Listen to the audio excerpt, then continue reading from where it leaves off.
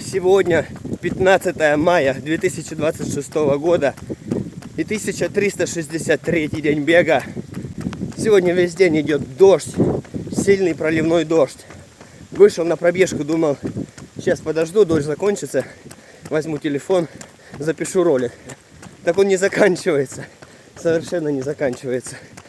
Так что телефон сейчас, наверное, промокнет или не успеет промокнуть. Я думаю, за минуту не успеет.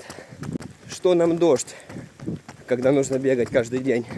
В любую погоду нужно каждый день выходить на пробежку и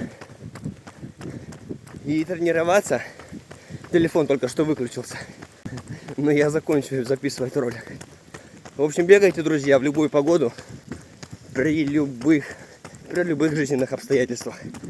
Все, побежал я.